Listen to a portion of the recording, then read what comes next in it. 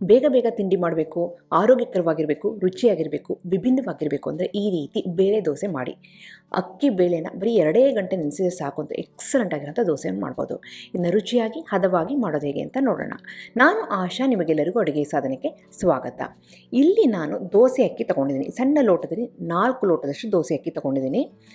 ಈಗ ನೀವು ಯಾವುದೇ ಕಪ್ಪಿನಲ್ಲಿ ಲೋಟದಲ್ಲಿ ತೊಗೊಂಡು 4 ಲೋಟದಷ್ಟು ದೋಸೆ ಅಕ್ಕಿ ತೊಗೊಂಡು, ಆಮೇಲೆ ಅದಕ್ಕೆ ಯಾವ ಲೋಟದಲ್ಲಿ ನೀವು ಅಕ್ಕಿ ತೊಗೊಂಡಿದ್ರೋ ಅದೇ ಲೋಟದಲ್ಲಿ 1 ಲೋಟದಷ್ಟು ನೀವು ತೊಗರಿ ಬೇಳೆನ ತೊಗೋಬೇಕಾಗತ್ತೆ.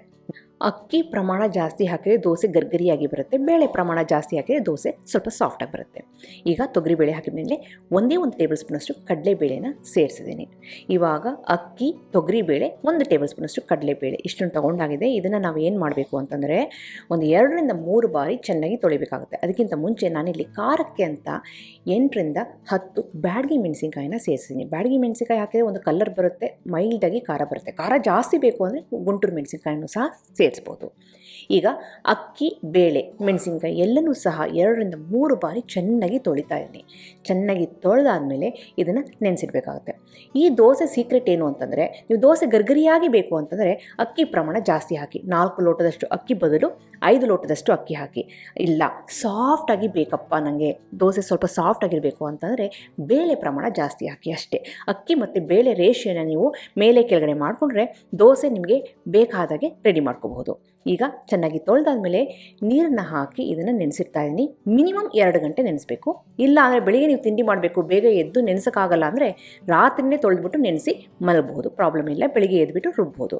ಈಗ ಮೆಣಸಿನ್ಕಾಯಿ ಚೆನ್ನಾಗಿ ಸಾಫ್ಟ್ ಆಗಿರೋದ್ರಿಂದ ಇದನ್ನು ರುಬ್ಬೋದಕ್ಕೆ ತುಂಬಾ ಹೆಲ್ಪ್ ಆಗುತ್ತೆ. ಮಿಕ್ಸಿನಲ್ಲೋ ಗ್ರೈಂಡರ್ನೋ ಎಲ್ಲನೂ ಒಂದೇ ಸಾರಿ ಹಾಕಿಬಿಟ್ಟು ಎಷ್ಟು ನೀರು ಬೇಕೋ ಅಷ್ಟು ನೀರನ್ನ ಹಾಕ್ಕೊಂಡು ಈ ಹದದಲ್ಲಿ ನಾವು ರುಬ್ಕೋಬೇಕಾಗುತ್ತೆ. ತೀರಾ ಸಣ್ಣಕ್ಕಿರಬಾರ್ದು, ಸ್ವಲ್ಪ ಚಿರೋಟಿ ರವೆ ಟೆಕ್ಸ್ಚರಲ್ಲಿದ್ದರೆ ಈ ದೋಸೆ ತುಂಬಾ ರುಚಿಯಾಗಿ ಬರುತ್ತೆ. ಇವತ್ತು ಈ ದೋಸೆಗೆ ಈರುಳ್ಳಿ ಒಗ್ಗರಣೆನ ಹಾಕಬೇಕಾಗುತ್ತೆ. ಅದಕ್ಕೋಸ್ಕರ ಅಗ್ಯಾರೋ ಅವರ ಟ್ರೈಪ್ಲೈ ಓಕನ್ನು ಉಪಯೋಗಿಸ್ಕೊಳ್ತಾ ಇದ್ದೀನಿ. ಮೊದಲು ಇಲ್ಲಿ ಈ ಪಾತ್ರೆಗೆ, ಈ ಓಕಿಗೆ ನಾನು 1 ಟೇಬಲ್ ಸ್ಪೂನಷ್ಟು ಎಣ್ಣೆನ ಹಾಕ್ಕೊಂಡು ಅದು ಸ್ವಲ್ಪ ಬಿಸಿಯಾಗಿದೆ ಅಂದಾಗ ಇದಕ್ಕೆ ಸ್ವಲ್ಪ ಸಾಸಿವೆ, ಸ್ವಲ್ಪ ಉದ್ದಿನಬೇಳೆನ ಸೇರಿಸ್ತಾ ಇದ್ದೀನಿ. 1 ಟೀ ಸ್ಪೂನಷ್ಟು ಸಾಸಿವೆ, 1 ಟೀ ಸ್ಪೂನಷ್ಟು ಉದ್ದಿನಬೇಳೆ. ಈಗ ಸಾಸಿವೆ ಚೆನ್ನಾಗಿ ಸಿರಿಬೇಕು, ಉದ್ದಿನಬೇಳೆ ಸ್ವಲ್ಪ ಕಲರ್ ಚೇಂಜ್ ಆಗಬೇಕು. ಅದಾದಮೇಲೆ ಸಣ್ಣದಾಗಿ ಕಟ್ ಮಾಡಿರೋವಂಥ ಕರಿಬೇವಿನ ಎಲೆನೂ ಸಹ 2 ಟೇಬಲ್ ಸ್ಪೂನಷ್ಟು ಸೇರಿಸ್ತಾ ಇದ್ದೀನಿ. ಇದ್ರ ಜೊತೆಗೆ ನೀವು ಮೆಂತ್ಯ ಸೊಪ್ಪನ್ನು ಸೇರಿಸ್ಬೋದು, ನುಗ್ಗೆ ಸೊಪ್ಪನ್ನು ಸಹ ಸೇರಿಸ್ಬೋದು, ಎಕ್ಸಲೆಂಟ್ ಆಗಿರುತ್ತೆ.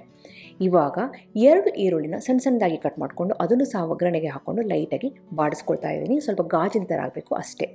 ಲಾಸ್ಟಿಗೆ 1 ಟೀ ಸ್ಪೂನಷ್ಟು ಇಂಗಿನ ಪುಡಿನ ಸೇರಿಸ್ತಾ ಇದ್ದೀನಿ. ಇಂಗಿನ ಪುಡಿ ಹಾಕೋದು ತುಂಬಾ ಮುಖ್ಯ. ಯಾಕೆ ಅಂದರೆ ನಾವು ಬೇಳೆ ಹಾಕಿರೋದ್ರಿಂದ ಗ್ಯಾಸ್ ಆಗುವಂಥ ಚಾನ್ಸಸ್ ಜಾಸ್ತಿ ಇರುತ್ತೆ. ಹಾಗಾಗಿ ಬ್ಯಾಲೆನ್ಸ್ ಮಾಡೋದಕ್ಕೋಸ್ಕರ ಇಲ್ಲಿ 1 ಟೀ ಸ್ಪೂನಷ್ಟು ಇಂಗಿನ ಪುಡಿನ ಹಾಕಿ ಆ ಒಗ್ಗರಣೆ ಸ್ವಲ್ಪ ಆರಿದೆ ಅಂದಾಗ ನಾವು ರುಬ್ಬಿರೋ ಅಂಥ ಈ ಬೇಳೆ ದೋಸೆ ಹಿಟ್ಟಿಗೆ ಹಾಕ್ಕೊಂಡು ಮಿಕ್ಸ್ ಮಾಡೋದಷ್ಟೇ.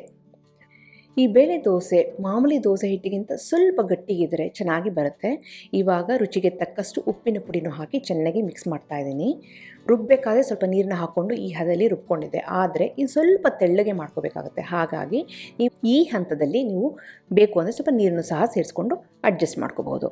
ಈ ದೋಸೆ ತುಂಬಾ ಆರೋಗ್ಯಕರ ಬೇಳೆ ಇರುತ್ತೆ. ಇನ್ನೂ ಆರೋಗ್ಯಕರವಾಗಿ ಮಾಡಬೇಕು ಅಂತಂದರೆ ಒಗ್ಗರಣೆಗೆ ನೀವು ನುಗ್ಗೆ ಸೊಪ್ಪನ್ನು ಸೇರಿಸ್ಬೋದು, ಮೆಂತ್ಯ ಸೊಪ್ಪನ್ನು ಸೇರಿಸ್ಬೋದು, ಸೋರೆಕಾಯಿನ ಸಣ್ಣಕ್ಕೆ ತೊಳೆದ್ಬಿಟ್ಟು ಅದನ್ನು ಸಹ ಸೇರಿಸ್ಬೋದು. ರುಚಿನೂ ಚೆನ್ನಾಗಿರುತ್ತೆ, ಆರೋಗ್ಯಕರನೂ ಆಗಿರುತ್ತೆ. ಇವಾಗ ನೋಡಿದರೆ ಅಡೈ ದೋಸೆ ಹಿಟ್ಟು ಅಥವಾ ಬೇಳೆ ದೋಸೆ ಹಿಟ್ಟು ರೆಡಿಯಾಗಿದೆ. ಇದು ಹುಳಿ ಬರೆಸೋ ಅವಶ್ಯಕತೆ ಇಲ್ಲ. ಒಂದು ಸಾರಿ ರುಬ್ಬಿಟ್ಟು ತಕ್ಷಣ ನಾವು ದೋಸೆನ ಹಾಕಬಹುದು.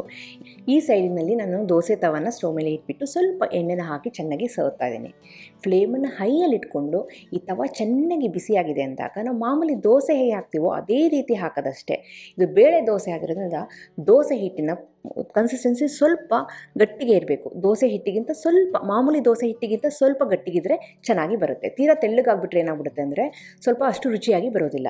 ಹಾಗಾಗಿ ಸ್ವಲ್ಪ ಗಟ್ಟಿ ಹಿಟ್ಟನ್ನು ಈ ರೀತಿ ದೋಸೆ ಹಾಕಿಬಿಟ್ಟು ನಿಮಗೆ ಎಣ್ಣೆನೋ ತುಪ್ಪನೋ ಬೆಣ್ಣೆನೋ ಏನು ಬೇಕೋ ಮೇಲೆ ಸ್ವಲ್ಪ ಹಾಕಿ ಮುಚ್ಚಿಬಿಟ್ಟು ಮೀಡಿಯಮ್ ಟು ಹೈ ಫ್ಲೇಮಲ್ಲಿ ಇದನ್ನು ಬೇಯಿಸಬೇಕಾಗುತ್ತೆ. ಬೇಯೋದು ಸ್ವಲ್ಪ ಲೇಟ್ ಆಗುತ್ತೆ, ಮಾಮೂಲಿ ದೋಸೆಗಿಂತ ಸ್ವಲ್ಪ ಟೈಮ್ ತೊಗೊಳುತ್ತೆ. ಯಾಕೆ ಅಂದರೆ ಬೇಳೆ ಎಲ್ಲ ಹಾಕಿರೋದ್ರಿಂದ ಸ್ವಲ್ಪ ಸಮಯ ತೊಗೊಳುತ್ತೆ. ಇದಾದಮೇಲೆ ಮಗಚ್ಬಿಟ್ಟು ಮತ್ತೆ ಇನ್ನೊಂದು ಸೈಡು ಸಹ ಲೋ ಫ್ಲೇಮಲ್ಲಿ ನಾವು ಬೇಯಿಸಬೇಕಾಗುತ್ತೆ. ಎರಡೂ ಬದನು ಚೆನ್ನಾಗಿ ಬೇಯಬೇಕು, ಹಾಗೆ ಗರ್ಗರಿಯಾಗಿ ಬರಬೇಕು. ನಾನು ಮೊದಲೇ ಹೇಳಿದೆ, ಅಕ್ಕಿ ಪ್ರಮಾಣ ಜಾಸ್ತಿ ಹಾಕಿದರೆ ಈ ದೋಸೆ ಗರ್ಗರಿಯಾಗಿ ಬರುತ್ತೆ, ಬೇಳೆ ಪ್ರಮಾಣ ಜಾಸ್ತಿ ಹಾಕಿದರೆ ದೋಸೆ ಮೃದುವಾಗಿ ಬರುತ್ತೆ. ನಿಮಗೆ ಹೇಗೆ ಬೇಕೋ ಹಾಗೆ ಈ ದೋಸೆನ ರೆಡಿ ಮಾಡಿಕೊಂಡು ಇದನ್ನು ಹಾಗೇ ಮೊಸರು ಜೊತೆ ತಿನ್ನೋದಕ್ಕೂ ಎಕ್ಸಲೆಂಟ್ ಆಗಿರುತ್ತೆ. ಜೊತೆಗೆ ಬೆಣ್ಣೆ ಅಥವಾ ಉಪ್ಪಿನಕಾಯಿ ಇದ್ರೂ ಇನ್ನೂ ಚೆನ್ನಾಗಿರುತ್ತೆ. ಕೆಲವರು ಇದನ್ನು ಬೆಲ್ಲದ ಪುಡಿಯೊಂದಿಗೂ ಸಹ ತಿಂತಾರೆ. ಎಕ್ಸಲೆಂಟ್ ಆಗಿರೋಂಥ ಅಡೆ ದೋಸೆ, ಬೇಳೆ ದೋಸೆ ರೆಡಿಯಾಗಿದೆ. ನಿಮಗೆಲ್ಲ ಈ ರೆಸಿಪಿ ಇಷ್ಟ ಆಗಿದೆ ಅಂತ ಅಂದ್ಕೊಂಡಿದ್ದೀನಿ. ಖಂಡಿತವಾಗ್ಲೂ ಇದನ್ನು ಮಾಡಿ ಹೇಗೆ ಬಂತು ಅಂತ ಕಮೆಂಟ್ ಸೆಕ್ಷನಲ್ಲಿ ದಯವಿಟ್ಟು ತಿಳಿಸಿ. ಹಾಗೆ ನೀವು ಅಡುಗೆ ಸಾಧನಕ್ಕೆ ಸಬ್ಸ್ಕ್ರೈಬ್ ಆಗಿಲ್ಲ ಅಂದರೆ ತಡೆ ಹಾಕಿ ಈಗಲೇ ಸಬ್ಸ್ಕ್ರೈಬ್ ಆಗಿ ಪಕ್ಕದಲ್ಲಿರುವ ಬೆಲ್ ಬಟನ್ ಕೂಡ ಟಚ್ ಮಾಡಿ. ನಿಮಗೆ ವಿಡಿಯೋ ಇಷ್ಟ ಆಯಿತು ಅಂದರೆ ಲೈಕ್ ಬಟನ್ನ ಕ್ಲಿಕ್ ಮಾಡಿ, ಫ್ರೆಂಡ್ಸ್ ಆ್ಯಂಡ್ ಫ್ಯಾಮಿಲಿ ಜೊತೆ ಶೇರ್ ಮಾಡಿ, ವಾಟ್ಸಪ್ಪಲ್ಲಿ ಶೇರ್ ಮಾಡಿ. ಮತ್ತೊಂದು ಇಂಟ್ರೆಸ್ಟಿಂಗ್ ರೆಸಿಪಿಯೊಂದಿಗೆ ಭೇಟಿ ಆಗ್ತೇನೆ. ಅಲ್ಲಿವರೆಗೆ thank you, bye bye, see you.